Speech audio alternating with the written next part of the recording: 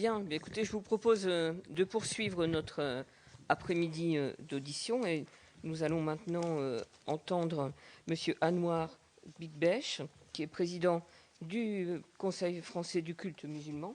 Je vous remercie, Monsieur le Président, de vous être rendu disponible en cet après-midi. Dans le cadre de nos travaux, nous procédons à un certain nombre d'auditions. Votre audition va être un temps fort de nos travaux, puisque vos fonctions au sein du CFCM, vous êtes un des principaux interlocuteurs de la communauté musulmane auprès des pouvoirs publics. Le bureau de notre mission, donc d'information, avait d'ailleurs souhaité vous recevoir parmi les premiers. Nous sommes donc à notre deuxième après-midi d'audition. Nous sommes encore de ce calendrier en tenant compte de nos contraintes respectives, je dirais, de nos agendas. Issu d'une formation scientifique et ingénieur des ponts et chaussées, vous exercez des fonctions de direction au sein d'un grand opérateur téléphonique, dont je tairai le nom, et vous assurez depuis juillet 2015 la présidence du CFCM, après en avoir été vice-président. Et vous êtes parallèlement président du Rassemblement des musulmans de France. Comme vous le savez, donc cette mission a été créée pour mieux comprendre comment le culte musulman s'organise, s'exerce en France, avec la question centrale de son adéquation au cadre spécifique qu'est la laïcité à la française. Si vous en êtes d'accord, je vous propose donc de nous faire part de votre approche du sujet pendant 15-20 minutes, et les questions de mes collègues pourront, je dirais, enrichir et alimenter ce débat. Je pense en particulier à des questions liées à la construction des lieux de culte, à la formation des imams, au financement du culte musulman ou encore de la gouvernance du CFCM. Donc,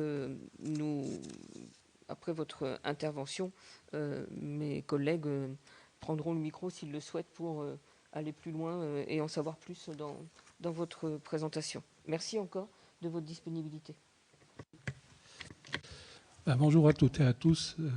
Madame la Présidente, Mesdames et Messieurs les sénatrices et les sénateurs, tout d'abord, merci de m'accueillir pour cette audition dans le cadre de la mission d'information que vous avez bien voulu mettre en place concernant l'organisation, le financement et la place de l'islam au sein de notre pays, la France. Je voudrais, structurer un peu mon intervention en plusieurs points. Vous parler un peu, dans un bref historique, de comment s'est structuré le CFCM et les CRCM, qui sont les conseils régionaux du culte musulman. Vous donner un peu un éclairage sur les actions qu'est en train de mener le CFCM pour mieux appréhender un peu quels sont les champs d'action et quelles sont les priorités sur lesquelles nous travaillons. Je voudrais vous toucher un mot de l'instance de dialogue, qui est un nouveau venu dans le paysage de l'organisation de l'islam de France ou du dialogue entre les pouvoirs publics et l'islam de France. Je vous toucherai un mot également du dialogue interreligieux, qui est pour moi quelque chose de fondamental pour les relations de l'islam avec le reste de la société française. Un petit mot sur le financement du culte musulman, avec quelques pistes que nous sommes en train d'étudier au sein du CFCM, et terminer par une réflexion plus générale sur la place de l'islam en France. Donc, concernant le premier point qui est l'organisation de l'islam en France, et plus particulièrement donc, les institutions représentatives du culte musulman en France, comme vous le savez bien, dans l'islam, il n'y a pas de clergé, il n'y a pas de hiérarchie ecclésiastique. Et donc, ceci a conduit, pour pouvoir avancer sur un certain nombre de dossiers liés à la pratique du culte musulman en France, à la mise en place d'instances représentatives du culte musulman, que ce soit au niveau national ou au niveau régional. Ce processus a commencé en 1986, déjà à l'époque avec Pierre Joxe, qui était ministre de l'Intérieur, par une mission qui s'est appelée le CORIF, le Comité de réflexion sur l'islam de France. Déjà, on parlait d'islam de France en 1986. Il y a eu beaucoup de péripéties. Et puis en 1999, avec Jean-Pierre Chevènement, à l'époque ministre de l'Intérieur et des Cultes, il y a eu une accélération un peu du processus avec la mise en place de ce qu'on a appelé à l'époque al-istishara, la consultation, qui a réuni les 6 grandes fédérations des musulmans de France, les 6 grandes mosquées de l'islam de France et 6 personnalités qualifiées. Et donc, ça a constitué un groupe de travail, un groupe de réflexion qui a avancé dans les discussions avec les pouvoirs publics pour essayer d'esquisser la représentation ou les instances représentatives du culte musulman. Et cette réflexion a bien avancé jusqu'aux élections présidentielles de 2002. Et puis en 2003, avec Nicolas Sarkozy, à l'époque ministre de l'Intérieur, il y a eu l'accélération finale ou le sprint final qui a donné lieu effectivement à la création du CFCM et des CRCM par des élections qui ont eu lieu en mai et en juin 2003. Donc, à cette époque et aujourd'hui, je pense que cette institution représente un progrès sans précédent pour la représentation du culte musulman en France, puisqu'elle regroupe les principales fédérations musulmanes de France, les grandes mosquées régionales, un certain nombre d'associations culturelles et cultuelles qui se sont associées et qui constituent l'Assemblée générale et le conseil d'administration du CFCM et des CRCM, puisque au niveau des régions, nous nous sommes calqués sur les régions administratives à l'époque, donc les 22 régions. Nous ne sommes pas encore remis sur les 13 régions qui ont été créées depuis. Et sur l'Île-de-France, vu le périmètre qui est très vaste et le nombre de mosquées, l'Île-de-France avait été scindée en 3 régions. L'Île-de-France Centre avec Paris et la Petite Couronne, l'Île-de-France Est avec l'Essonne et Seine-et-Marne, 91-77, et l'Île-de-France Ouest avec 95 et 78. Et puis il y a aussi un CRCM à Saint-Denis de la Réunion, donc même les dom-toms sont représentés au sein du CFCM. Ce qui donne la force à cette instance, quoi qu'on en dise, c'est que le fait qu'elle soit élue. Il n'y a pas de, on parle souvent de notables qui sont installés au CFCM et dans les CRCM, ce sont plutôt des élus. Et moi-même, j'ai toujours été élu au sein du CRCM Île-de-France-Est, puisque en 2003, j'ai été élu président du CRCM, de 2003 jusqu'en 2008.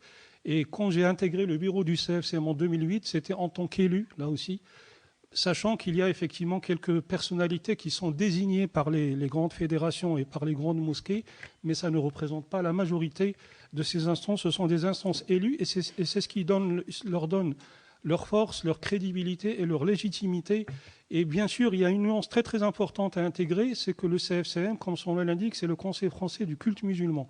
C'est une instance représentative du culte musulman et non des musulmans de France. Il n'y a pas une dimension politique. On n'est pas en train de parler au nom des musulmans de France, on traite les dossiers liés à la pratique du culte musulman en France. Il y a eu, par rapport à 2003, une date importante, c'était en février 2013, il y a eu donc une réforme du CFCM qui a été l'aboutissement de 3 ans de réflexion. J'ai cru entendre sur quelques auditions qui sont passées que la question des mètres carrés avait été soulevée. Je vous rassure, donc, on était conscient de cette erreur congénitale, on va dire, dans la création du CFCM, et nous y avons remédié par une réforme en février 2013, puisqu'en fait, dans la représentation des lieux de culte, nous avons simplifié le système qui avait été mis en place en 2003. En gros, en 2003, la représentation était exclusivement sur la surface des mètres carrés, avec en gros un grand délégué ou un grand électeur, puisque ça vous parle au Sénat, un grand électeur tous les 100 mètres carrés. Et donc, il pouvait y avoir de 1 jusqu'à 15 délégués aux grands électeurs par lieu de culte. Comme c'était basé sur les mètres carrés, il y a effectivement quelques tentatives de pousser les murs un peu pour avoir le plus de délégués. Mais au-delà de ça, donc, en 2011, donc, nous avons entamé une réflexion sur la réforme, et la réforme du CFCM a abouti à une représentation plus équilibrée, puisque nous avons simplifié le système des mètres carrés. Nous avons défini 3 types de mosquées, une petite mosquée avec un délégué, une moyenne mosquée entre 100 mètres carrés et 300 mètres carrés de surface de prière avec 3 délégués. Et les grandes mosquées, c'est au-delà de 300 mètres carrés de surface de prière avec 5 délégués. Donc au lieu d'avoir de 1 à 15, on est passé de 1, 3 ou 5. Et nous avons intégré également une autre notion qui est importante, qui est le service rendu à la communauté et le rayonnement de la mosquée dans son environnement. Et nous avons pris des critères très simples. Est-ce que la mosquée a un imam attitré, qui est connu et reconnu? Donc ceci donne un bonus avec un grand électeur en plus. Est-ce que la mosquée a des activités de type enseignement de la langue ou enseignement de la religion? Et donc là, on intègre une autre notion qui est le service rendu aux fidèles. Est-ce qu'elle développe le dialogue interreligieux dans son environnement? Et donc ça donne droit à des bonus en termes de nombre de représentants ou de délégués des mosquées. Et puis ces délégués sont réunis dans une assemblée générale élective et ils élisent leurs représentants à la fois au niveau régional et au niveau national. Et puis l'une des caractéristiques aussi de la réforme de février 2011, c'est que nous avons intégré 2 choses importantes. Au lieu d'un mandat de 3 ans, nous avons mis en place un mandat de 6 ans pour arrêter d'être en campagne électorale tout le temps. Ça aussi, ça vous parle. Et puis, sur les 6 ans, nous avons en fait mis en place un système de présidence tournante avec 2 ans de présidence entre les 3 fédérations arrivées en tête des élections. Donc on ne peut pas être plus démocratique que ça.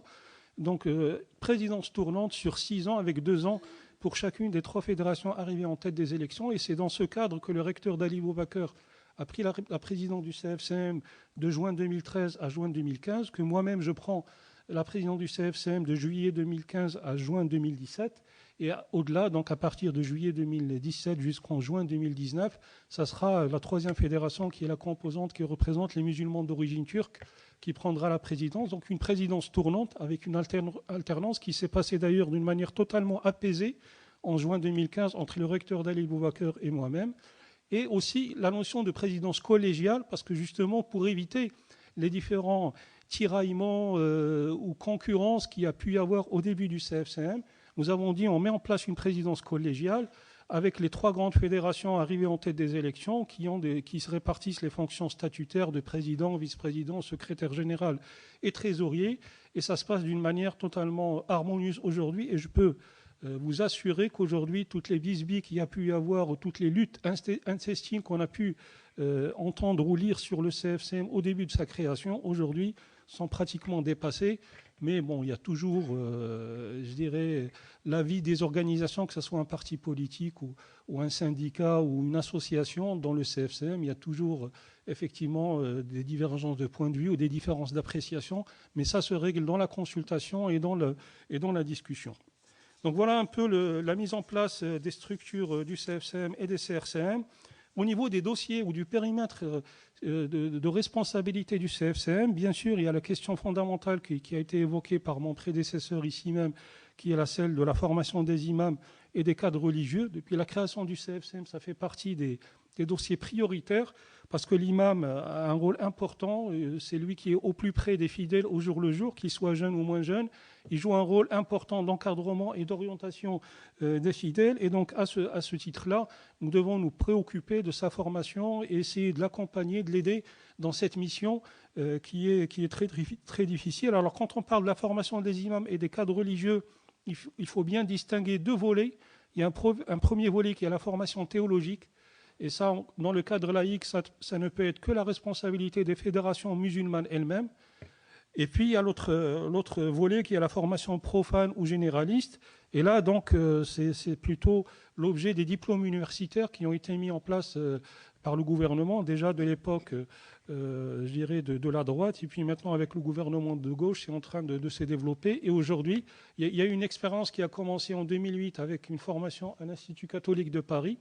Et puis, cette expérience concluante a été généralisée aujourd'hui à une douzaine d'universités à travers toute la France qui offrent cette formation, ce diplôme universitaire qui est une formation à l'interculturalité, à la laïcité. C'est quelque chose de très, très important parce qu'elle donne un éclairage intéressant à nos imams sur la connaissance des institutions de la République, sur la connaissance de l'histoire des religions et également sur la laïcité, etc. Donc c'est une formation importante. Sur le volet formation théologique, il faut savoir qu'il y a 6 organismes de formation en France qui dépendent des différentes fédérations. Donc un institut qui dépend de la Grande Mosquée de Paris, un institut qui dépend de l'UOIF, un institut qui dépend du Rassemblement des musulmans de France que je préside par ailleurs, un institut, une université qui a été mise en place à Strasbourg par nos amis d'origine turque.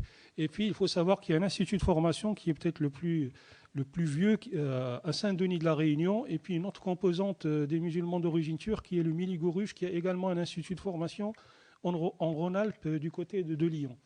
Voilà, donc la formation des imams et des cadres religieux, c'est quelque chose d'important et le CFCM s'est saisi de cette question et je vous dirai par la suite quelles sont les initiatives que nous sommes en train de prendre sur ce volet. L'un des points importants, c'est également la définition du calendrier musulman et des fêtes religieuses. Il faut savoir que le CFCM est aujourd'hui la référence donc pour les musulmans de France pour déterminer le début et la fin de chaque mois dans le calendrier lunaire, sachant qu'on se base sur la vision oculaire. Et donc, il y a une incertitude toujours sur les débuts et la fin du calendrier lunaire. Et c'est plus important à 3 moments de l'année, le ramadan avec le début et la fin, et puis le nouvel an, pour déterminer le nouvel an du calendrier musulman, et le mouloud qui est la fête ou l'anniversaire de la naissance du prophète, c'est un peu le Noël, entre guillemets, musulman. Il faut savoir qu'au mois de mai 2013, un certain nombre de fédérations sous l'égide du CFCM ont réfléchi sur la mise en place d'un calendrier lunaire basé sur le calcul scientifique, c'est-à-dire qu'on aurait en se basant sur le calcul astronomique, savoir exactement quel est le début et la fin de chaque mois lunaire, et ça permettrait d'anticiper sur les dépôts des jours de congé dans certaines entreprises, etc., pour les musulmans. Mais nous avons vu qu'il y a un gros travail de pédagogie à mener auprès des musulmans de France avant que cette idée soit totalement acceptée. Donc pour le moment, on est resté basé sur la question de la vision oculaire. Et donc il y a une réunion solennelle qui a eu lieu, organisée par le CFCM, souvent à la Grande Mosquée de Paris, pour observer ce que donne l'observatoire, à Paris, et puis les informations qui remontent à travers le monde, soit les pays musulmans ou même jusqu'à l'extrême-orient, pour déterminer le début et la fin de chaque mois, notamment du Ramadan. Et donc à la fin de la période de doute, comme on dit, ou la nuit du doute, comme on l'appelle, il y a une annonce solennelle et officielle par le CFCM du début et de la fin du mois du Ramadan. Il y a aussi un point important sur lequel il y a une nécessité de coordination avec des représentants des pouvoirs publics, des ministères, des mairies, etc. C'est l'organisation de ce qu'on appelle Eid al-Adha, donc c'est la fête de sacrifice du mouton. Et vous savez que ça pose de vraies questions pratiques d'organisation de cette fête qui peut s'étaler sur 3 jours suivant le rite musulman. Et ça, le CFCM n'arrête pas de le marteler parce que vu la capacité d'abattage qu'il y a dans les abattoirs, donc nous conseillons aux musulmans de France d'étaler l'abattage sur les 3 jours de l'Aïd. Nous insistons en fait sur le fait que l'abattage peut se faire par une personne à laquelle on délègue cet abattage, et ça c'est quelque chose qui est pratiqué par exemple pendant le pèlerinage à la Mecque, où vous n'avez pas les 4 millions de pèlerins qui font le sacrifice eux-mêmes. Donc la notion de déléguer un sacrificateur agréé dans un abattoir, c'est quelque chose qui est totalement conforme au rite musulman, et nous incitons les musulmans de France bien sûr à respecter scrupuleusement cet aspect-là, et puis nous les poussons à ce que cet abattage se fasse dans des abattoirs agréés, avec une organisation qui se met en place avec le ministère de l'Agriculture, avec les préfectures, notamment les services vétérinaires, pour contrôler la validité des carcasses qui sortent des chaînes d'abattage, et puis avec la mairie, la police municipale, enfin tous les aspects sécurité et sanitaires qui doivent être respectés. Et j'avoue que le travail de pédagogie qu'est en train de faire le CFCM commence à donner ses fruits, et je pense qu'aujourd'hui, le fantasme, de l'abattage ou du sacrifice de moutons dans les baignoires est derrière nous, et heureusement. L'une des questions fondamentales, c'est l'organisation du pèlerinage à la Mecque. Ça aussi, c'est quelque chose d'important. Il faut savoir que, vu la capacité d'accueil en Arabie Saoudite qui est très limitée, il y a un quota qui a été instauré par l'Arabie Saoudite concernant les délégations de pèlerins qui viennent de chaque pays musulman. Vous prenez par exemple les pays du Maghreb, ce quota est à 25 000 pèlerins par an. Le Maroc, l'Algérie, la Tunisie ne peuvent pas dépasser ce quota. Par contre, dans les pays européens, il n'y a pas de quota. Et donc, il faut savoir que, par exemple, en France, il y a 30 000 pèlerins qui partent tous les ans, donc plus que les pays d'un certain nombre de pays musulmans, par des opérateurs, par des agences de voyage qui organisent... 47 agences, tout à fait, qui organisent ce pèlerinage, avec parfois, malheureusement, un certain nombre de risques. Nous avons eu beaucoup de cas, malheureusement, de pèlerins qui se sont plaints, soit dans les conditions d'accueil et de séjour sur place, soit par les vols d'aller ou retour qui n'étaient pas forcément garantis. Et donc, il y a des questions pratiques qui se posent. Il y a également quelques difficultés à obtenir les visas de la part de l'ambassade d'Arabie Saoudite à Paris.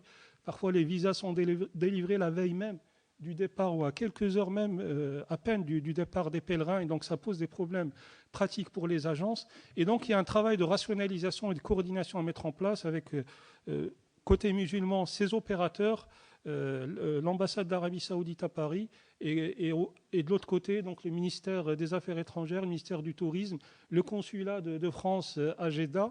Et donc il y a une coordination à assurer entre tous, ces opérateurs ou ces acteurs. L'un des dossiers aussi importants, c'est celui de l'abattage rituel, donc c'est tout ce qui touche les rites alimentaires. Et donc vous savez que pour le culte musulman, la dimension de halal, elle est un peu similaire au niveau de l'abattage rituel avec ce qui existe pour nos amis de culte israélite, donc concernant le kasher. Et donc là, il y a un travail de coordination que nous sommes en train de faire pour converger sur ces aspects d'organisation d'abattage rituel. Il y a également la dimension de bien-être animal qui est très très présente dans les préoccupations du CFCM pour assurer un abattage rituel qui respecte justement ces dimensions du bien-être animal. Et ce sont des prescriptions religieuses qui existent même dans la religion musulmane pour alléger la souffrance, je dirais, de l'animal qui est sacrifié. Et donc là aussi, il y a un travail qui est fait avec les acteurs du halal. Vous savez qu'il y a toute une chaîne, il y a l'abattage, mais il y a toute la chaîne de transformation jusqu'à ce que ça arrive sur les rayons de la grande distribution avec le label halal. Et donc, il faut obtenir des garanties que le label halal qui est mis sur les rayons ou sur les produits qui arrivent aux consommateurs musulmans respecte bien les prescriptions religieuses et respecte un certain nombre de règles et de réglementations à la fois sur le plan sanitaire et réglementaire. Donc un grand travail sur le chantier du halal. Il y a aussi un grand chantier qui sont les aumôneries musulmanes. Ils sont au nombre de 3. Donc il y a l'aumônerie pénitentiaire avec un grand rôle dans les prisons, et notamment avec l'accompagnement des jeunes. On aura l'occasion d'en reparler dans le cadre de la radicalisation ou de la prévention de la radicalisation. Il y a l'aumônerie militaire, donc pour accompagner les armées, notamment dans les opérations extérieures, et l'aumônerie des hôpitaux. Donc il y a un certain nombre de fidèles qui parfois sont en fin de vie et qui souhaitent donc échanger avec un aumônier musulman. Et donc l'une des grandes réalisations de CFCM, c'est d'avoir structuré et mis en place ces aumôneries. Donc en 2005-2006, le CFCM a mis en place l'aumônerie pénitentiaire en coordination avec le ministère de la Justice. Et donc il y a un aumônier national des prisons qui a été nommé, et puis des aumôniers régionaux qui sont sur les différentes régions pénitentiaires de France. De la même manière, il y a eu la nomination d'un aumônier militaire avec le ministère de la Défense. Et il y a quelques mois, les 10 ans de cette aumônerie militaire a été fêté, sachant que l'aumônerie militaire donne lieu à une aumônerie qui est vraiment bien structurée et qui donne les moyens au même titre que les autres aumôneries. Oui, qui ont un statut, qui ont même un grade dans la hiérarchie militaire, et ils sont officiellement dans les opérations extérieures, au Tchad, au Mali, etc. Et puis l'aumônerie hospitalière a également été structurée. Il y a une 60aine d'aumôniers à travers toute la France, avec là aussi des aumôniers régionaux. Le parent pauvre de tout ça, c'est vraiment l'aumônerie pénitentiaire, et j'attire votre attention sur le fait qu'au vu des défis que nous avons à relever, notamment de radicalisation dans les prisons, il faut absolument qu'on se donne les moyens pour relever ce défi. Et donc il y a une vraie question sur le statut des aumôniers pénitentiaires et sur les moyens qu'on leur donne, sachant qu'aujourd'hui, ils ont à peine une indemnité qui ne couvre même pas leurs frais de déplacement. Et donc au bout de quelques années, voire quelques mois, c'est les plus fortes vocations sont malheureusement vaincues, et il y a de moins en moins de vocations pour être des aumôniers pénitentiaires dans les prisons. Il y a la question des cimetières et des carrés musulmans. Là aussi, nous avons travaillé avec le ministère de l'Intérieur et avec notamment l'Association des maires de France sur la circulaire de 1991 qui préconise la création de carrés musulmans.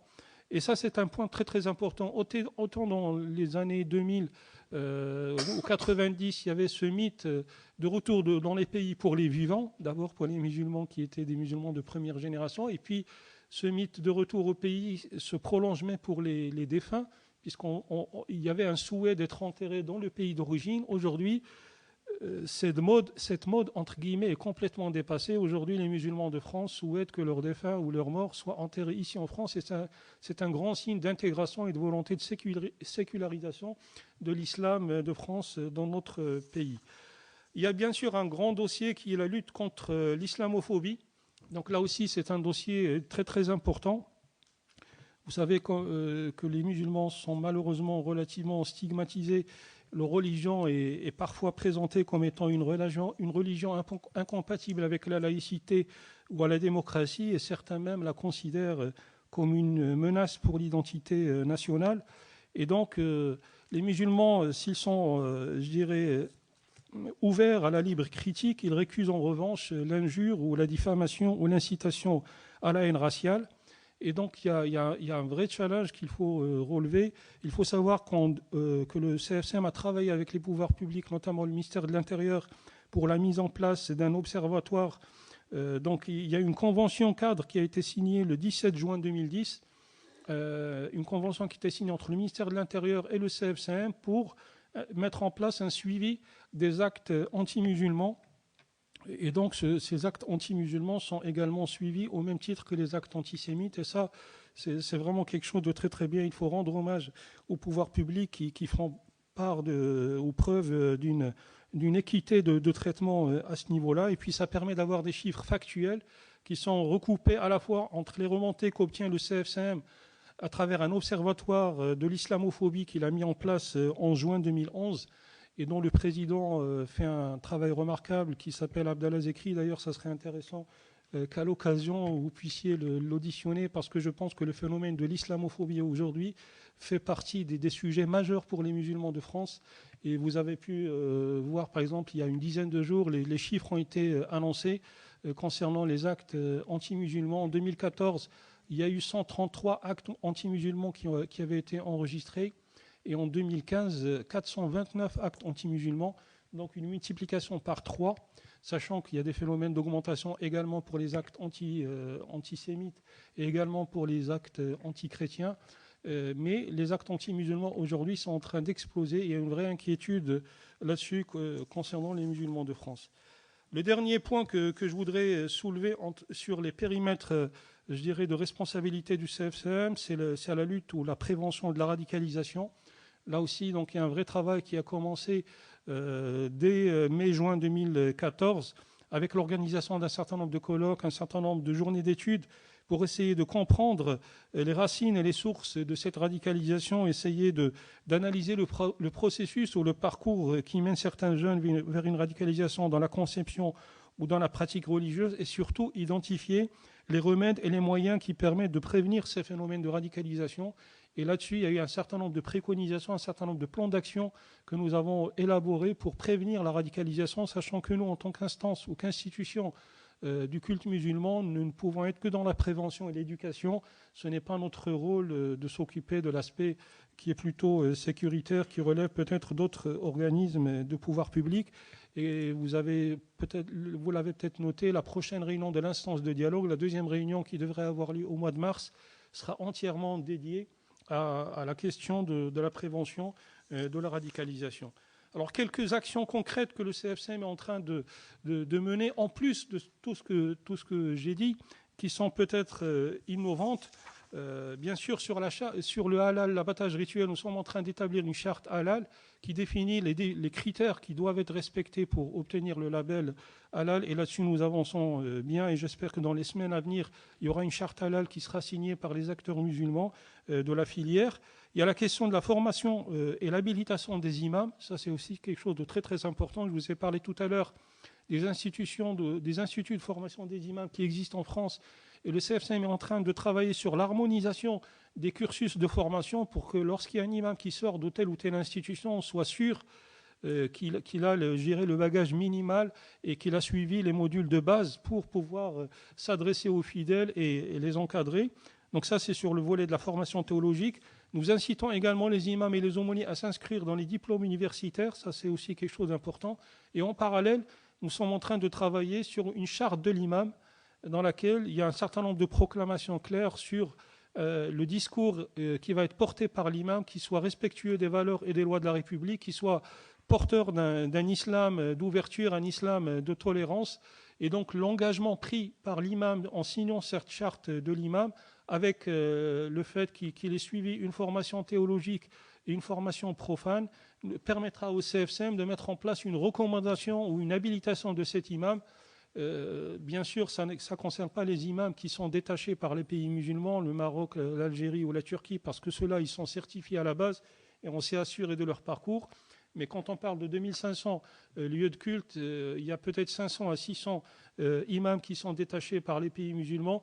Il y a 1800 imams où derrière, il y a un travail et un processus à mettre en place avec eux d'une manière basée sur le volontariat, avec une démarche gagnant-gagnant, pour que l'imam ait un atout dans son CV, cette recommandation de l'imam, que la mosquée soit rassurée si elle voit un imam recommandé par le CFCM qui se présente, et que la mairie ou la préfecture ou le ministère de l'Intérieur soit également rassuré par le fait qu'il y a dans telle mosquée un imam qui officie, qui est certifié ou recommandées par le CFCM. Sur la question, je passe rapidement parce que le temps passe, sur la question du pèlerinage, donc nous allons entamer un travail de concertation et de partenariat avec la coordination des agences de voyage qui organisent le pèlerinage. Nous les recevons bientôt, mi-mars. Et puis, en parallèle, nous entamons un travail de fond avec l'ambassade d'Arabie Saoudite pour essayer de rationaliser l'attribution des agréments et des visas pour les pèlerins. Et en parallèle, nous travaillons sur un guide du pèlerin qui aura 2 volets. Un volet religieux pour l'accompagnement spirituel du pèlerin pendant tout son parcours, mais également un volet sanitaire et administratif qui reprend le guide qui a été élaboré à un moment donné par le ministère de l'Intérieur et le ministère des Affaires étrangères. Sur la prévention de la radicalisation, là aussi, donc, nous continuons les colloques et les séminaires pour analyser, je dirais, et sensibiliser sur cette question. Ces colloques et ces séminaires regroupent des responsables de mosquées, des imams, des aumôniers, je dirais des responsables d'associations, mais également des spécialistes, des sociologues, des historiens, pour essayer un peu, et des théologiens également, pour essayer d'appréhender cette problématique suivant les différentes facettes. Et donc le dernier en date a eu lieu à Annemasse, donc en Rhône-Alpes. Donc il y a pratiquement un rythme d'un colloque par mois. Le prochain aura lieu en Haute-Normandie. Et donc tous les mois, nous réunissons dans chaque région les imams, les aumôniers et les responsables associatifs et les responsables de mosquées pour avancer sur cette question-là. Il y a également la question de la lutte contre l'islamophobie ou les actes anti-musulmans, au vu des chiffres qui sont en train d'exploser. Donc là, nous essayons de renforcer les moyens d'accompagnement des victimes de ces actes anti-musulmans. Comme vous le savez, dernièrement, la semaine dernière, il y a eu un mitraillage à l'arme lourde d'un restaurant et d'une boucherie halal en Corse, à Propriano.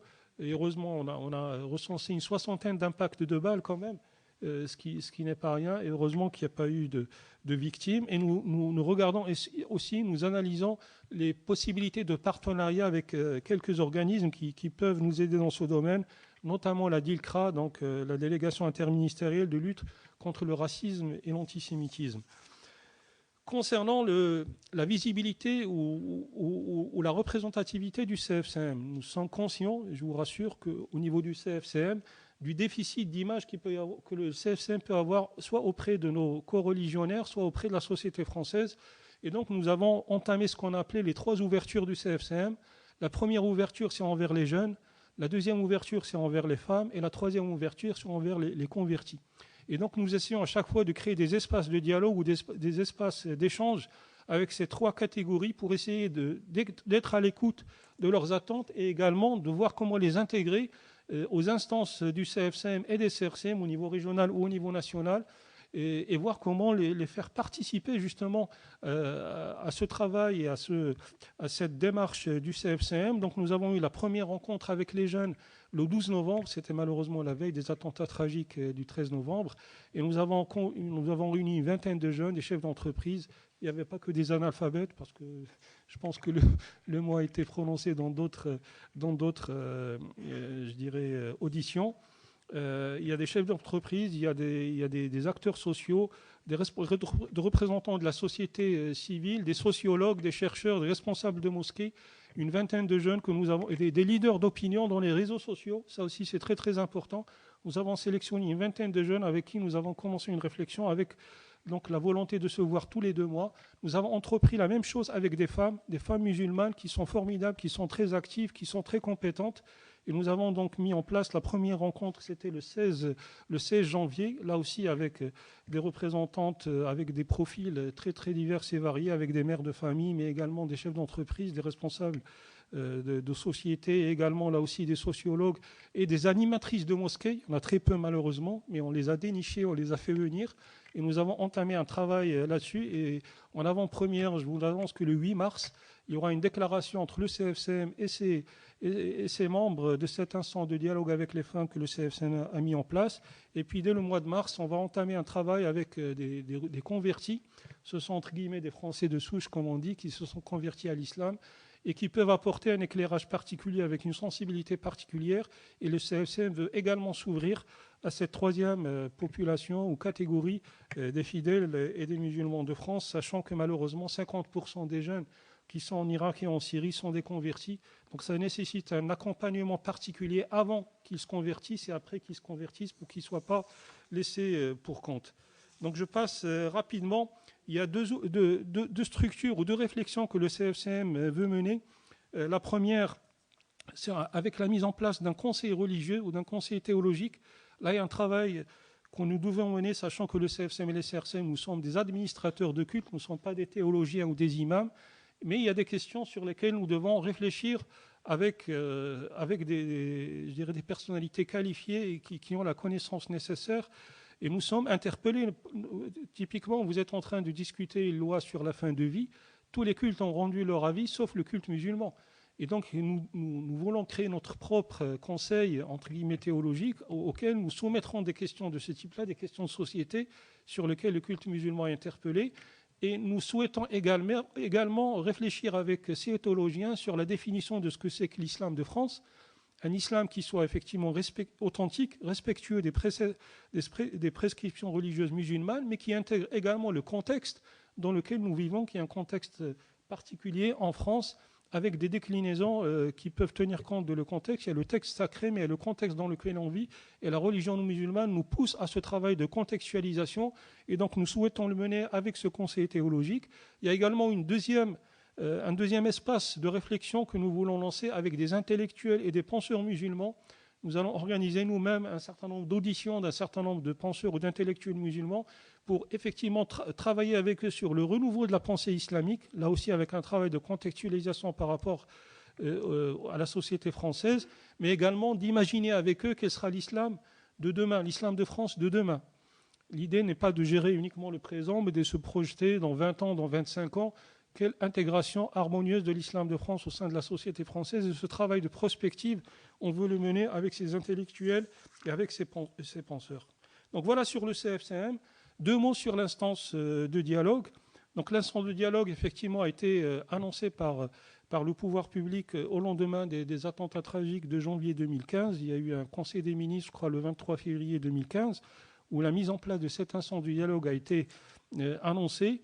L'un des objectifs, c'est effectivement d'ouvrir la discussion ou l'échange entre les pouvoirs publics et des acteurs musulmans qui ne soient pas forcément issus des lieux de culte, qui est le propre du CFCM et des CRCM, sur un certain nombre de questions ou de priorités qui concernent la pratique du culte musulman. Et donc, ces instances, il faut bien le voir, n'ont pas été mises en place en concurrence avec le CFCM ou les CRCM, mais en complémentarité. Et elles ne seront pas institutionnalisées. Ce sont des espaces ouverts, un forum d'échange régulier, comme l'a appelé le ministre de l'Intérieur. Et donc ce forum d'échange régulier se réunira 2 fois par an autour du Premier ministre et du ministre de l'Intérieur. La première réunion a eu lieu le 15 juin dernier et la prochaine aura lieu, je pense, mi-mars, entièrement dédiée à la question de la radicalisation ou de la prévention de la radicalisation religieuse, notamment la radicalisation religieuse des jeunes. Donc il faut bien noter, et le CFCM et les CRCM voient ça d'une manière totalement ouverte et se réjouissent de la mise en place de cet instant de dialogue dans la mesure où elle n'est pas en concurrence, mais elle est en complémentarité avec le travail que fait le CFCM. Un point important, c'est le dialogue interreligieux. Et ça, c'est quelque chose de fondamental. Et le CFCM est je dirais, partie prenante de cette réflexion. D'ailleurs, dans les objectifs du CFCM, quand vous lisez les statuts du CFCM, il est clairement indiqué dans ces objectifs d'encourager le dialogue entre toutes les religions. Et justement, le CFCM incarne ces valeurs d'ouverture et de modération qui lui permettent de construire ce dialogue avec les représentants des autres religions. Et le CFCM a fait partie des fondateurs de ce qu'on a appelé la conférence des responsables de culte en France, qui est née en novembre 2010. Donc, il a quand même maintenant plus de 5 ans d'expérience, qui réunit les représentants des 6 cultes de France, que ce soit le culte musulman, le culte israélite, et puis les 3 familles du culte chrétien, catholique, protestant, orthodoxe, et il y a des bouddhistes également. Donc il y a 2 représentants, dont un de Strasbourg. Et donc il y a 2 représentants par chaque culte. En tout cas pour le CFCM, c'est le président et un vice-président chargé des relations avec les autres religions qui sont membres. Et cette CRCF, la conférence des responsables de culte en France, devient là aussi petit à petit une interlocutrice dans le dialogue avec les pouvoirs publics. D'ailleurs, nous sommes reçus par le président de la République pour les vœux aux autorités religieuses. Nous avons été partie prenante dans la mobilisation des consciences et des spiritualités pour la sauvegarde de la planète à l'occasion de la COP 21. Et sur la crise des réfugiés ou sur la mise en place de l'état d'urgence, la conférence des responsables de culte en France a été également reçue par le ministre de l'Intérieur d'une manière officielle. Donc c'est un élément de représentation et aussi de réflexion qui permet et qui favorise l'intégration du culte musulman dans la société française en dialogue avec les autres cultes. Et nous discutons de tous les sujets. C'est une instance informelle. Il n'y a aucun sujet tabou. Nous avons parlé en toute liberté du mariage pour tous, de la déchéance de la nationalité. Mais nous avons convenu de ne pas sortir avec des communiqués communs parce que nous ne voulons pas donner l'impression de constituer un bloc ou un front des religions contre le reste du monde. Mais chacun, après, une fois qu'on a échangé les approches et la conception des uns et des autres, chacun sort avec ses propres positions. Alors un mot sur le financement du culte musulman, un mot très rapide. Il faut bien savoir, et ça c'est un message important sur lequel je voudrais insister, c'est qu'aujourd'hui il y a un manque cruel de ressources humaines et de ressources financières pour le culte musulman d'une manière générale et pour le CFCM en particulier. Comme vous l'avez rappelé tout à l'heure avec M. Alain Grèche, il l'a dit lui-même, le culte musulman n'était pas sur la photo en 1905. Il a un gros déficit par rapport à des lieux de culte, par rapport à la formation des imams, et donc il faut arriver à trouver des moyens de financement du culte qui respectent bien sûr le cadre laïque. Nous ne demandons pas de moratoire ou de changement de la loi de 1905 pour qu'on soit clair. Le respect de la laïcité, le respect de la loi de 1905 fait partie dorénavant de l'ADN des musulmans de France. Il n'y a aucune ambiguïté là-dessus. Mais par contre, il peut y avoir des réflexions et une entraide. Et vous pouvez jouer un rôle de facilitateur avec votre mission qui peut peut-être proposer des pistes pour trouver les moyens qui soient à la fois respectueux du cadre laïque et qui permettent au culte musulman de rattraper son déficit. Alors parmi les pistes qui sont évoquées, on parle d'une taxe sur le halal. Et donc l'idée n'est pas de remettre en cause ou de mettre en place un prélèvement qui est fait par les pouvoirs publics, par le ministère de l'Intérieur ou le ministère de l'Agriculture. Ce n'est pas ça du tout l'objet. Notre idée, c'est de dire on ne remet pas en cause, donc on ne met pas en action ou en contribution donc, tous ceux qui organisent par exemple les abattoirs, etc. Mais en accord avec les acteurs musulmans du halal, on se met d'accord avec eux, soit sur un pourcentage de quelque chose de l'ordre de symbolique, de 2 centimes à 5 centimes par kilo de viande par exemple, ou un montant forfaitaire annuel. Et donc l'idée est en train de faire son chemin, et le dialogue que mène le CFCM avec les 3 grandes mosquées qui ont, je dirais, par décret, la possibilité de certifier des sacrificateurs qui sont la Grande Mosquée de Paris, la Grande Mosquée de Lyon et la Grande Mosquée d'Évry. Nous avons un dialogue avec eux, avec ces 3 grandes mosquées, pour voir comment mettre en place cette contribution du halal au financement du culte. Il y a également des opérateurs qui font le contrôle, comme AVS ou Halal Service, un certain nombre d'organismes qui font le contrôle. Là aussi, on peut mettre en place ça avec eux. Donc ça, c'est la première piste. La deuxième piste, c'est le pèlerinage à la Mecque. Là aussi, on veut harmoniser et mettre en place un cahier des charges draconien sur lesquels les agences de voyage s'engagent à respecter. Et donc, on pourrait, sachant que les prix du pèlerinage varient entre 4 000 €, parfois jusqu'à 8 000 €, voire plus, si on met une taxe symbolique de l'ordre de 5 à 10 € par pèlerin, sachant qu'il y a 30 000 pèlerins qui partent de France, ça permet là aussi une levée de fonds. Et puis, il y a aussi la mise en place d'un certain nombre de partenariats avec des mécènes ou avec des fondations. Et donc, ça nous fait arriver à la Fondation des œuvres de l'islam. 2 mots de cette fondation. Elle a été créée en 2005 ou 2006 avec Dominique de Villepin, ministre de l'Intérieur. Elle n'a pas très bien fonctionné. Il devait y avoir une présidence tournante. Elle est restée bloquée au premier tour. Alors qu'au CFCM, nous avons quand même fait vivre cette présidence tournante. Il y aurait toute une audition à faire sur les raisons qui ont fait que cette fondation n'a pas bien fonctionné. En tout cas, aujourd'hui, il y a une vraie volonté des pouvoirs publics, et je pense que le ministre de l'Intérieur l'a annoncé à la première réunion de l'instance de dialogue au mois de juin dernier. Il y a un directeur de projet qui a été nommé par décret au ministère de l'Intérieur, qui est en train de réfléchir sur la mise en place. Alors on parle pour le moment donc, de la dissolution de l'ancienne Fondation des œuvres de l'islam, qui est devenue obsolète même à travers ses instances dirigeantes, son conseil d'administration, etc. Mais on pense aujourd'hui, on réfléchit à la mise en place d'une nouvelle fondation qui aurait un volet cultuel, effectivement, sur le financement des constructions de mosquées ou de formation des cadres religieux ou de financement des activités du CFCM et des CRC. Mais au-delà de ce volet, il y aurait un volet culturel de connaissance de la civilisation musulmane.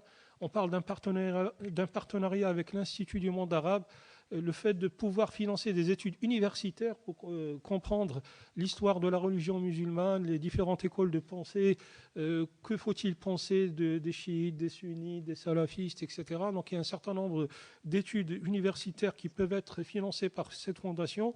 Et puis il y a également peut-être un volet qui est en discussion, un volet social, au même titre que la fondation sociale juif unifié, donc il y a peut-être aussi ce volet-là. Donc en tout cas, il y a un projet de fondation qui devrait avancer dans les semaines à venir, et peut-être qu'il y aura des annonces là-dessus à la prochaine réunion de l'instance de dialogue au mois de mars dernier. Un dernier mot sur la place de l'islam en France, et je prétends, malgré le contexte dramatique que nous vivons au lendemain des attentats de Paris de janvier 2015 et de novembre 2015, il y a un vrai souhait, un vrai appel du CFCM à aller vers un regard positif et serein sur la place de l'islam dans la République laïque. Je pense que tout le monde s'accorde sur la prédominance de la tradition judéo-chrétienne en France, mais tout le monde reconnaît également que dans le principe de la laïcité que pose bien sûr la loi de 1905 fait de la France une république totalement neutre envers les religions et entièrement indépendante de toute conception théologique. Donc nous pensons et nous sommes profondément convaincus que l'esprit libéral qui a prévalu depuis plus d'un siècle dans l'application de la loi de 1905 permet, sans la modifier, et j'insiste sur le fait sans la modifier, d'intégrer l'islam dans le paysage culturel et cultuel français d'une façon totalement harmonieuse. Et je pense que, plus que jamais, la devise de la République doit rester liberté, égalité, fraternité, liberté de croyance et liberté de croyance pour tous les citoyens, y compris les citoyens français de confession musulmane. Égalité entre tous les citoyens, il ne peut pas y avoir des citoyens plus égaux que d'autres, comme dirait Coluche. Et puis fraternité entre les différentes composantes de la communauté nationale, y compris pour sa composante musulmane. Je peux vous assurer que les musulmans de France n'aspirent qu'à vivre sereinement et paisiblement leur spiritualité, en évitant bien sûr toute provocation, mais en refusant également toute stigmatisation. Et les musulmans, justement, de France sont en droit d'exiger la reconnaissance de leur contribution citoyenne par leur travail. On a parlé tout à l'heure des impôts qu'ils payent et qui contribuent notamment à l'entretien des églises. Par leur travail et leur sacrifice, comme tous les autres citoyens, à la construction et à la prospérité de leur pays. Et ils sont en droit de revendiquer que leur citoyenneté ne puisse être assimilée à une citoyenneté de second plan ou faire l'objet d'une quelconque remise en cause. Et pour conclure, je formule le vœu qu'une nouvelle fois, que cette année 2016 soit l'année des prises de conscience de part et d'autre, parce que je pense que les musulmans de France eux-mêmes ont également un chemin à faire pour sortir de cette posture de victimisation, à se considérer eux-mêmes comme des citoyens de seconde zone. Je pense qu'il doit y avoir un déclic également côté musulmans de France, et nous espérons vivement que votre noble mission d'information y contribue fortement. En tout cas, vous pouvez compter sur le CFCM pour qu'il prenne toute sa part de responsabilité dans ce travail de pédagogie avec toutes ses forces, que chacun contribue à faire tomber les murs et les barrières, à apaiser les peurs et les angoisses, que chacun donne tout leur sens aux valeurs de respect et de fraternité. Il y va de le maintien de la cohésion nationale et de la concrétisation du vivre ensemble auquel nous aspirons tous dans ce beau pays qu'est la France. Je vous remercie. Merci beaucoup pour ces derniers mots et puis pour votre présentation.